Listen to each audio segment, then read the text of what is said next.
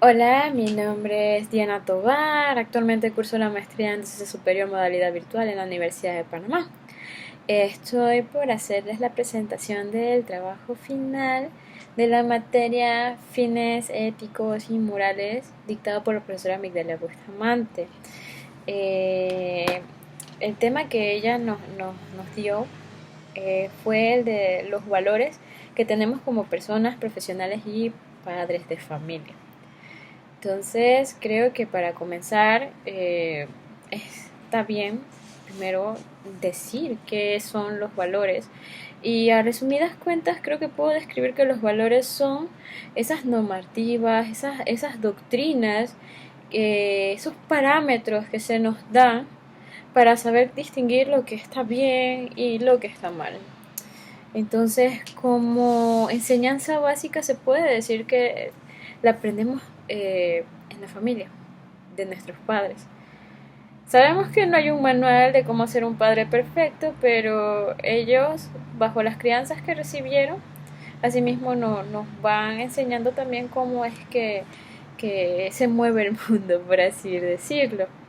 Algunos tienen algunas enseñanzas bastante particulares, más prometedoras, que ayudan más a sus hijos y otras terminan de repente trucándolos más. Entonces, también está malo decir que las instituciones educativas son las que deben eh, solventar todo ese peso de la enseñanza básica de los valores, cuando no es así. Realmente las instituciones educativas lo que nos toca es reforzarlas.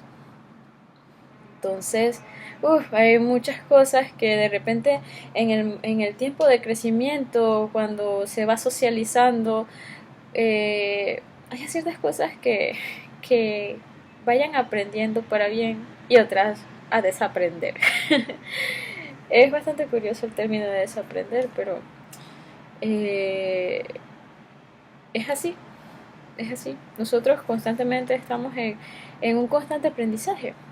Entonces, cuando ya hemos recibido las enseñanzas que tenemos que recibir en esa etapa, el momento de escoger nuestra carrera universitaria y eso, tenemos que saber qué tipo de carrera vamos a agarrar y cómo debemos actuar de manera ética y moral. Entonces, pienso yo pues que lo básico de uno al trabajar o laborar en una institución, en una empresa privada o fundación, depende de donde tú estés o donde quieras estar. Asimismo son los valores que tienes que reforzar o tienes que practicar, por ejemplo, el trabajo en equipo, la responsabilidad, la puntualidad, que es un poco que fallamos nosotros los panameños, porque uno dice una hora y después quiere llegar horas después y eso no está bien, eso no está bien.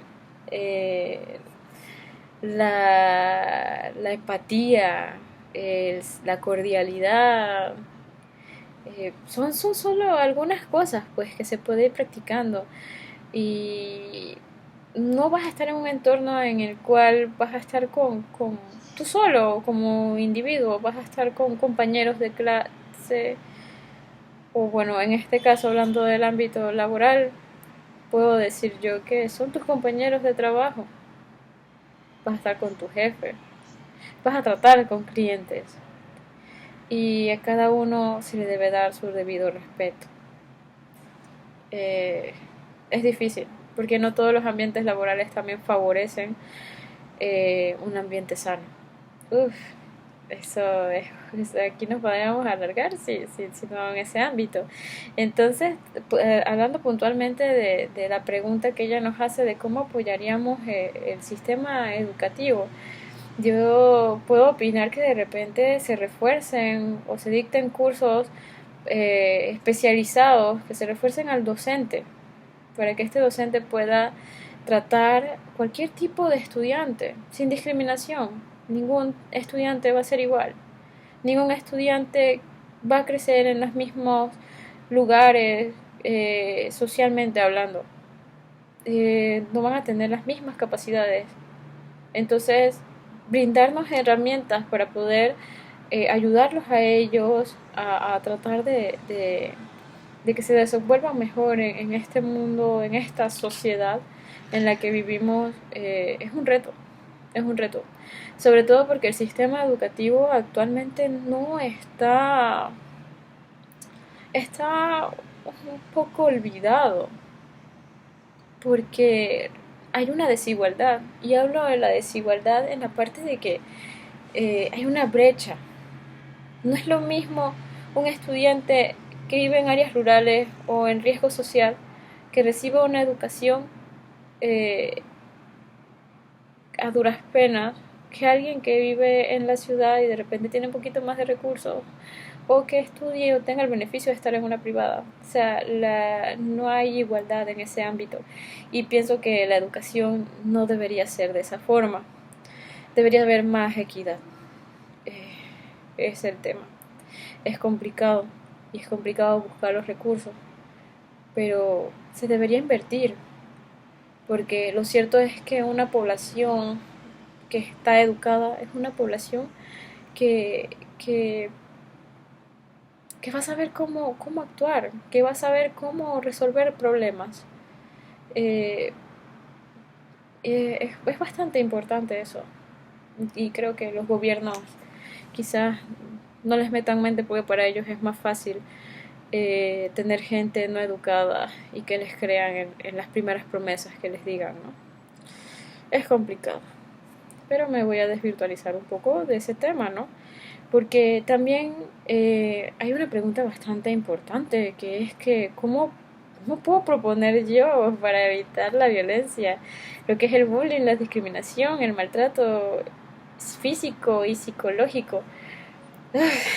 Qué temas más complicados de responder, pero puedo decir que eh, si nosotros, que de repente llegamos a ser espectadores de ese tipo de acciones, si actuamos nosotros y ayudamos a la víctima en el momento en que el agresor va a atacar o va por ello, eh, y ponemos un alto, allí es donde quizás eh, se detendría un poco el tema. Pero es complicadísimo porque no todos crecemos en los mismos entornos, no sabemos qué historia hay detrás y por qué esa persona actúa de esa manera y le gusta sentir ese poder para someter a otro. O sea, es bastante cruel, es bastante cruel. Pero si les seguimos dando ese aval, si no actuamos, eh, a las finales van a haber más víctimas y nunca va a parar un ciclo. Y creo que la primera fase es eso. Entonces,